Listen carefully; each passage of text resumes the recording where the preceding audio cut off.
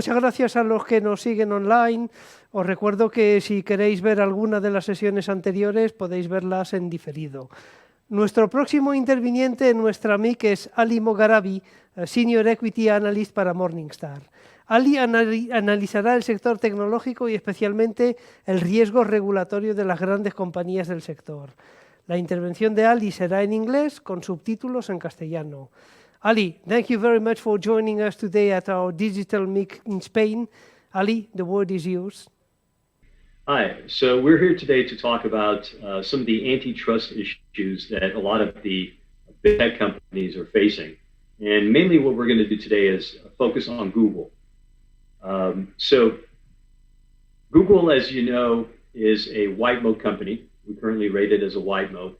And some of the moat sources that we have for that company include network effects, which is a very, very strong one, and it has been sustainable for a very long time. And also intangible assets, the data. Now, what we like about Google and its parent company, Alphabet, is that it's diversifying its revenue. It certainly has the online advertising revenue, but also to a certain extent, the YouTube ad revenue is helping out. You also have YouTube Premium and YouTube TV, especially in the United States. And then further revenue diversification comes from these guys actually making headway in the public cloud market. And they're, of course, competing with some of the larger cloud players such as Amazon and Microsoft.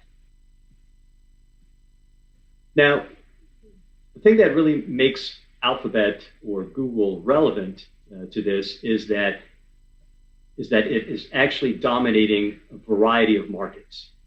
As you can see on the slide, it has a 1.1 trillion market cap. It has over 90% of the search market share, over 40% of the global market share in online advertising. As you're probably familiar, its Android operating system is in 86% of smartphones worldwide. And it has certainly grown by making very, very large acquisitions, such as the one of YouTube in 2006, DoubleClick in 2007, AdMob, and also Waze. So given its market dominance, this is why Google is the focus of the lawmakers in the United States, especially when it comes to antitrust. So as we're on slide 4, as you see on slide 4, these are the different scenarios that we think Google is going to be facing. We think Google remains likely to be hit by fines and regulations. The fines, the probability of fines are very high. The same with regulations. We don't think that the breakup, as you see in that table, is very likely. And the likeliest scenario will be the combination of fines and regulations. However, we don't think that the impact will be significant. And we continue to view wide moat Google as a very strong company maintaining its competitive advantages, such as that network effect. So on slide 5 here, we're going to talk about a little bit about the latest steps that the Department of Justice in the United States has taken. So as you've probably heard recently, the Department of Justice actually filed a suit against Google. But we don't think it's really all that bad news. First, we think it's going to basically take a few years for either a decision to be made or a settlement to be reached between the parties.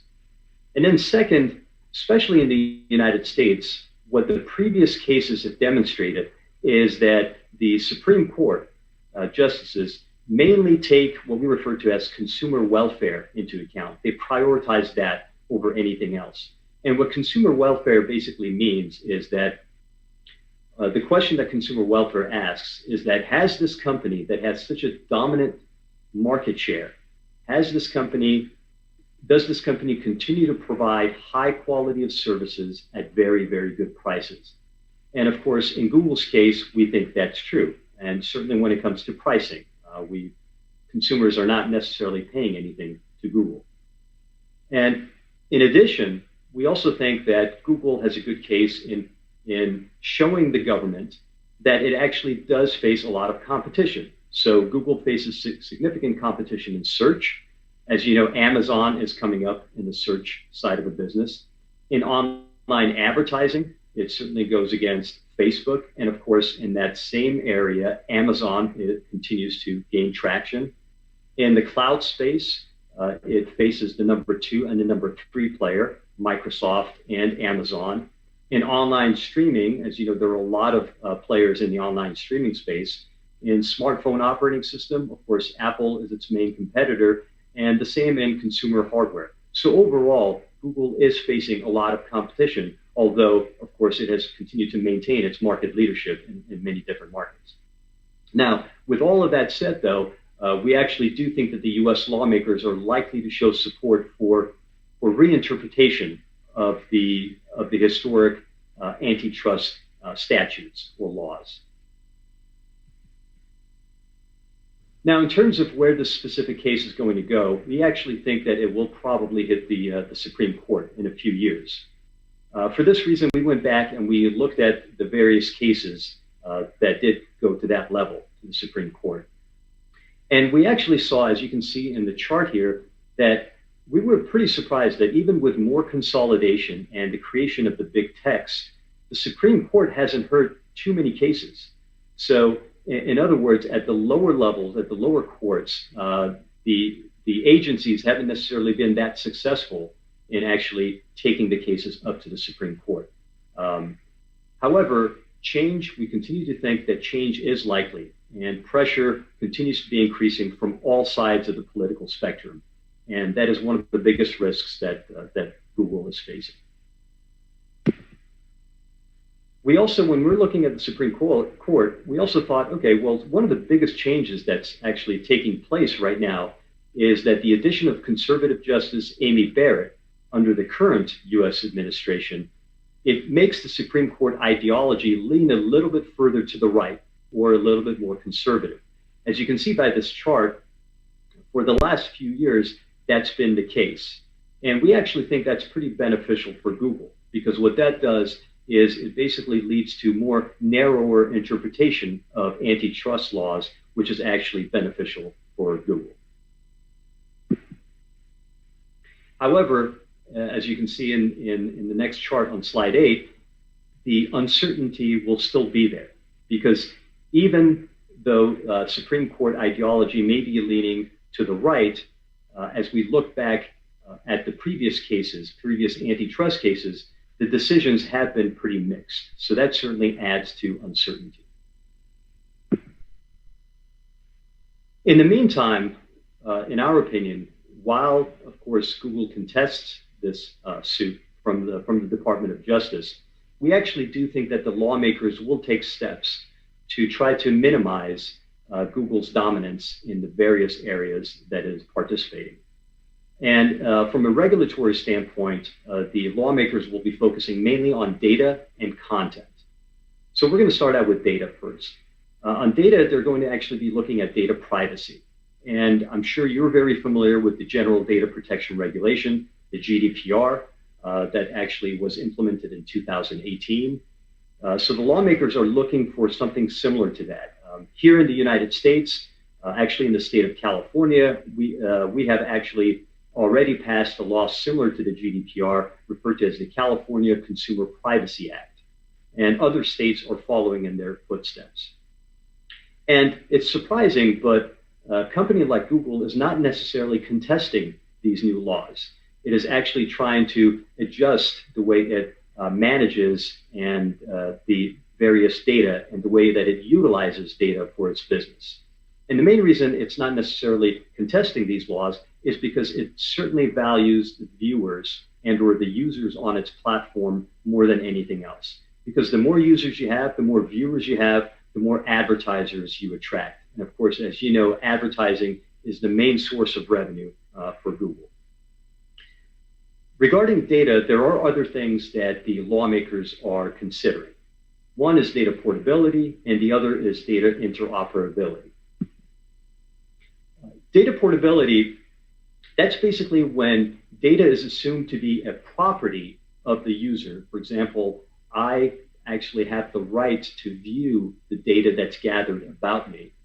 And the user and the data should be made available to the user at the request. So for example, if I've been viewing content on YouTube for a long time, and if I request YouTube to give me all of the data that it has gathered about me and my behavior, the platform should be able to do that.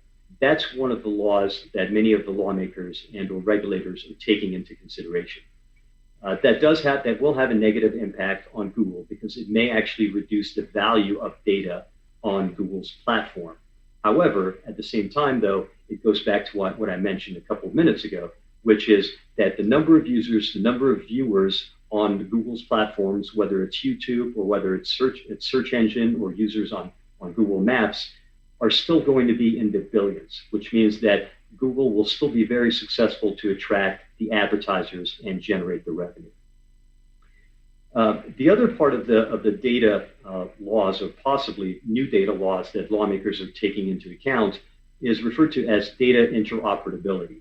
And that's basically where data from one platform should be able to be shared with other platforms. So, for example, the data that YouTube has must be able to be shared with other platforms such as, let's say, Facebook's Instagram or Facebook or Snapchat. Now, that could also take place. That remains to be seen, and it certainly does also pose a risk to Google. However, we actually think that the option of data transfer or sharing the data is not really enough to reverse that virtuous cycle or that network effect that Google has actually demonstrated and developed over the years. Because mainly there are other elements of the services that will still remain with Google, that will still attract the users onto the Google platform. We're talking about high quality of service. We're talking about accuracy in search, certainly innovations that we've seen in a variety of its products, and of course, the low and nearly no price at all. Now, in addition to data, we think that the lawmakers will also focus on content. In terms of content, the lawmakers really want to make sure that the platform providers, such as Google's YouTube, do a better job in managing the quality of the content or actually editing the content. And it's interesting, in the United States, platforms such as YouTube or Facebook or Instagram or Twitter or Snap have not been liable for the type of content that they are distributing. And that's mainly because of a law that went into effect in 1996. It was part of the 1996 Communications Decency Act. It's referred to as Section 230. And that basically protects online distributors from liability for content created or owned by a third party. And of course, that's mainly the content that we see on, for example, on Google's YouTube. Now, Google has taken some editorial control of the content, again, in order to make sure that not only the viewers, but also the advertisers come back to the platform and continue to invest in the platform. So Google is taking the right steps, but at the same time, we think that lawmakers will be a little bit more aggressive in trying to make changes to Section 230, which may increase the liability of the type of content that's being made available by Google on platforms such as YouTube. Now, as I mentioned before, I mean, future regulations are inevitable. So we're talking about changes to current antitrust laws. We're talking about stronger reviews and possible blockages of future acquisitions, so on the M&A front. And we're also talking about creation of new digital-focused agencies. So, for example, in the United States, it's the Department of Justice and the FTC that are mainly responsible for pursuing antitrust cases. However, they don't necessarily have that digital knowledge or digital focus. So a lot of the lawmakers are basically proposing that new agencies within the federal government be created to focus on technology, on understanding, getting a better understanding about these wide open digital platforms and whether if they actually benefit the consumers at the cost of minimizing competition or the other way around. So with that taking place, you can certainly assume that Google will continue to spend a lot on lobbying. So as you can see by the chart here, it's not only just Google, but also the names such as Microsoft, Facebook, Apple, and Amazon. They continue to spend on lobbying in Washington, D.C. They are continuing to try to persuade lawmakers to not too aggressively pursue the antitrust regulatory environment. And in the next slide here, I thought it would be good to show that even with the dominance of Google in whether it's search, whether it's online advertising or other areas, the dominance of Google has not necessarily delayed or stifled innovation. Innovation continues. So if one wants to take a look at the dominance of Google and say, well, there's no competition, and if there's no competition, there's no innovation, where this chart, in our opinion, proves it otherwise, because venture capital continues to flow into new ideas and new companies, and it has been doing that for nearly 20 years, as you can see by this chart. Also, without much competition, there is still additional investments by those companies, such as Google, in R&D to make sure that they stay ahead of the game and to make sure that they continue to develop innovative, newer and innovative products. So the big techs continue to increase R&D as a percentage of revenue, as you can see here. And then the next chart and the next slide actually shows more specifically Google. So as a percentage of revenue, R&D investment has continued to increase during the past 10 years. So going back to that original slide, one of my first slides that I showed, basically, so what could be the outcome of what we've seen? What could be the outcome of the pressure that Google is facing from a regulatory standpoint and from an antitrust standpoint? Well, we think the combination of fines and regulations remain the likeliest scenario. So in terms of, so basically the impact could be between -10 to -20% on the fair value estimate of Google. Although, it sounds a little bit high. However, we must say that any settlements, any decisions will take a while, especially on the Department of Justice antitrust case. We think it's going to take a few years. And also, we think that it will take a while for the lawmakers to compromise in terms of how to approach these types of issues and come up with new laws and pass, I should say, new laws and regulations in the United States. So in terms of fines, we think fines for past anti-competitive actions are probably going to be coming. As you're well aware, the European Commission has done that a few times, actually, since 2017 for Google. And we actually think that those fines are going to be the fines that Google is going to be getting from the United States is actually going to be much, much higher than what the EC demanded from Google. And in addition to fines, we think additional regulations are going to be passed. And of course, it will take a while. However, once they are passed, we think that the excess regulations are going to affect revenue and margins beyond our base case, and basically negatively impact revenue and margins. And also, as I mentioned before, we talked about a little bit about the data privacy, data portability, data interoperability. We think that the extent of data usage by companies such as Google are going to be limited. They're actually going to be in question.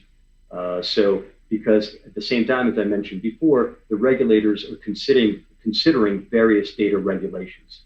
So with that, if that's the case, then the return on investments or the ROIs for advertisers may actually decline, and that could also impact the top line for Google slightly.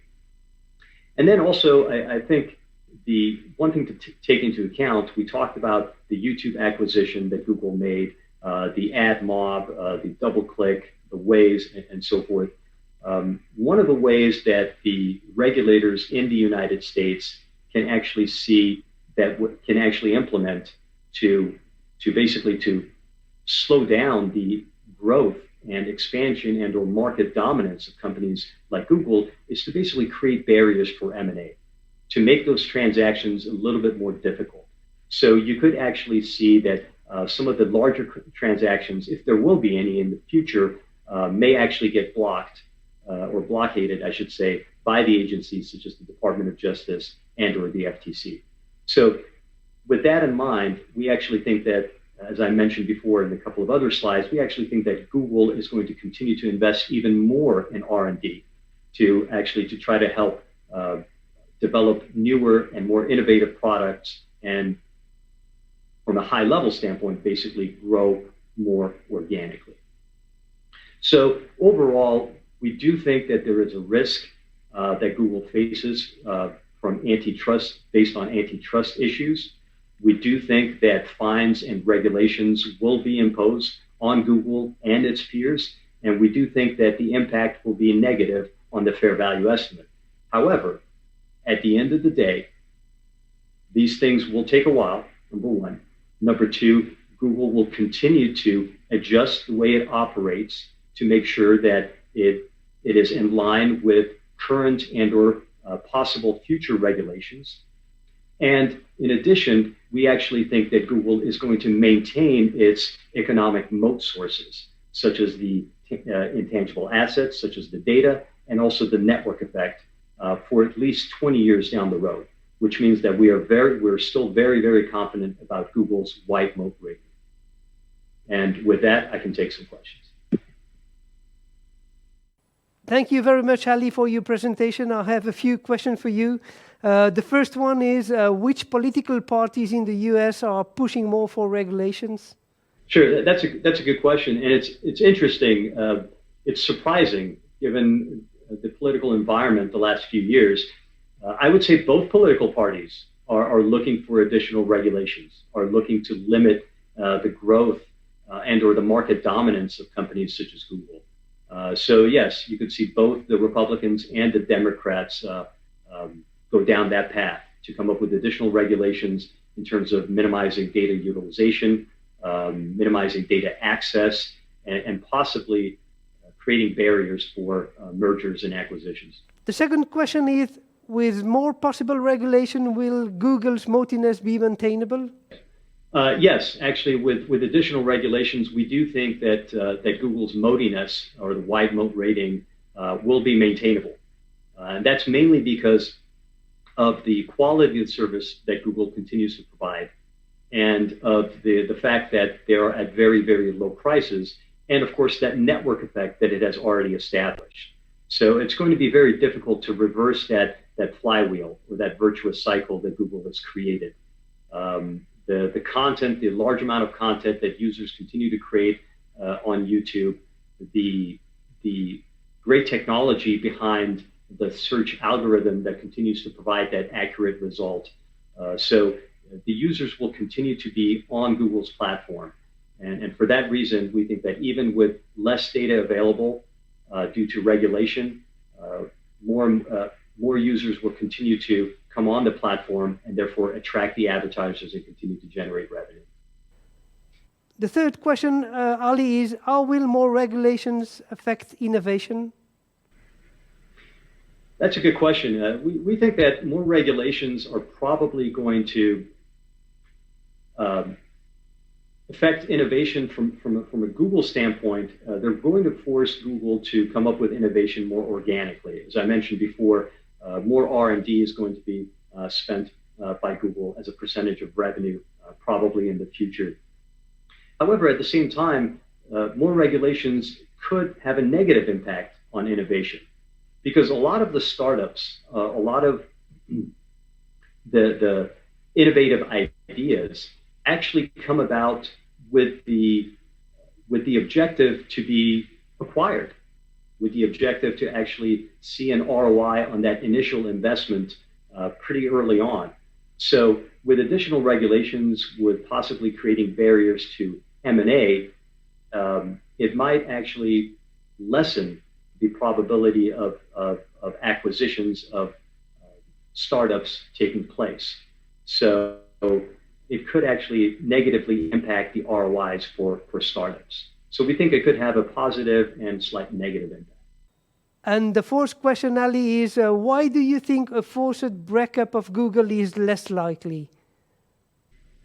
Yeah, that's a good question. Well, first, about a possible breakup. I mean, if there is a breakup, it's probably going to benefit the shareholders because, in a breakup, you're basically doing sum of the parts valuation. And in sum of the parts valuation, the valuation of Google will be a little bit higher than our fair value estimate currently is. So it's beneficial. It could be beneficial for the shareholders.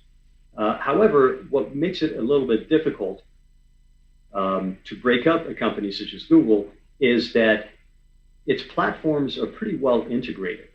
And the fact that it has that network effect moat source, you could see even after a breakup, you could see consolidation to come about again. I mean, actually, that's what we saw with AT&T in the United States a long time ago, and now we suddenly only have a few players in the telecommunications space. So that's one of the things. I mean, the network effect moat source is one of the things that's going to be maintained on YouTube, whether it's part of Google or not, right? And it's going to be maintained on search, whether it's going along with YouTube or not. However, in the future, in order to operate more efficiently, in order to actually provide better ROI for the advertisers, it's better for those platforms to be well integrated and consolidated. And we can see that consolidation could come about again after a breakup. So if the lawmakers take that into account, then we think it may be a little bit more difficult for them to give the okay for a forced breakup.